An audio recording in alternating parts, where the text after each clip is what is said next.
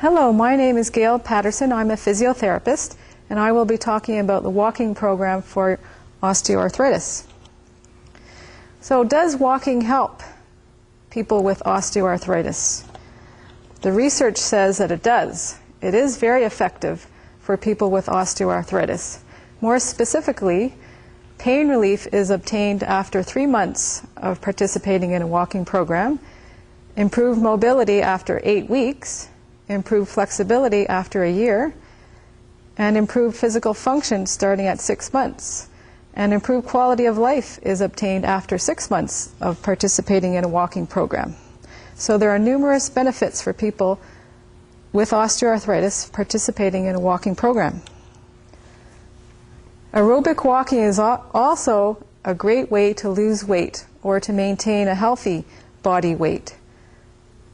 All you have to do is expend more calories when you're walking than the calories that you take in when you eat. So who should start a walking program? As an example, Rob and Jan Stewart, who are both 68 years old, they enjoy the outdoors and have osteoarthritis of their knees and pain when they do regular tasks like climbing stairs. They are both able to walk for a good distance, but sometimes they have mild pain in their knees. Rob decided to go to the People Taking a Grip on Arthritis website, and he learned an effective walking program that could help both of them improve their conditions. So Rob and Jan started their walking program, and they enjoyed it so much that they also encouraged their other friends who have osteoarthritis to join them. Now they explore their community by taking walks in different areas of their community. So you want to start a walking program to help your osteoarthritis. How should you do this? The following information that I will give you is only a guideline. Remember, everybody is unique and requires an individual program. So find a level of activity that is suitable for you and pace yourself from that point on. The research recommends that you should walk 3 times a week for 1 hour each session, and each session should not be in consecutive days. For each session, you should start off with a warm-up, and that should be about 10 minutes, and this means you should just walk at a slower pace. Then you should continue walking for 25 to 45 minutes at a higher pace and try to obtain a desired heart rate. And we'll go over that in the next slide. For the last 10 minutes, you should be cooling down, which means walking at a slower pace and then doing some stretching exercises of the muscles you just used. The safest way to follow a walking program is to increase your distance and your intensity very gradually. So for week 1 to 4, you should start with 25 minutes of walking at a rate or intensity of 50% of your maximum heart rate. For weeks 5 to 8, you should increase to 30 minutes of walking at a maximum heart rate of 55%. For weeks 9 to 10, increase to 35 minutes of walking at 60% of your maximum heart rate. And when you reach weeks 20, you should be up to 45 minutes of walking at 80% of your maximum heart rate. Now remember, the easiest way to get injured or flare your arthritis is by starting your walking program at too hard a pace or increasing that pace or intensity too quickly. You should be checking your pulse to see if you're going at the right pace at about 5 minutes into your middle walking program. There are 2 ways to check your pulse. The first is at your neck. You should find your carotid artery pulse by placing your index and your middle finger at the middle of your throat or your Adam's apple, and then sliding your fingers about 1 inch over to the left or right. The second way to find your pulse is at your wrist. Using your index and middle finger on the inside or underside of your wrist, find the location between where the bone of your thumb ends and the small bit of bone juts out from the inside of your wrist. Now practice taking your pulse at rest first before trying it when you're walking.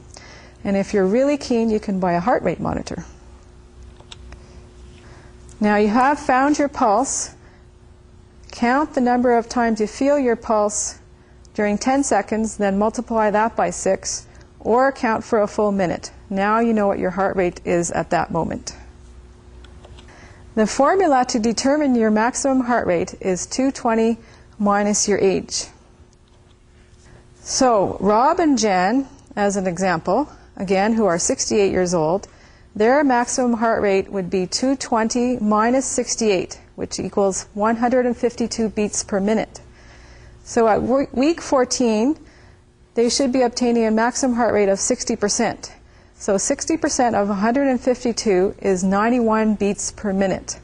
So they should be walking at a pace that is equivalent to 91 beats per minute at week 14. Before starting a walking program, it is important to determine if you are otherwise healthy to be participating.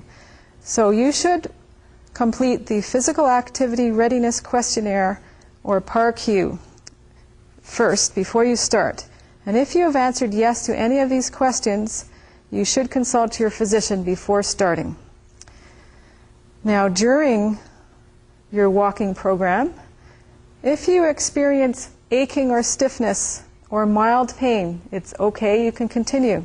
But if you experience more severe, moderate to severe pain, then you should stop walking and resume your walking program when your pain is gone. If you experience pain for more than 2 hours after you exercise, then you should lower your intensity for the next workout by decreasing your walking time or lowering your walking speed.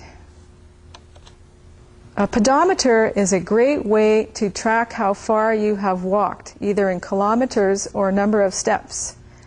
The aim for you is to take 10,000 steps a day for a healthier lifestyle.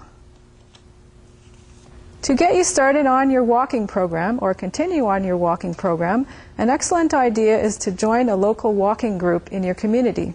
This is also a great way to meet other people. Walk with a friend or walk with your dog. Or park your car 2 blocks away from your destination and then walk.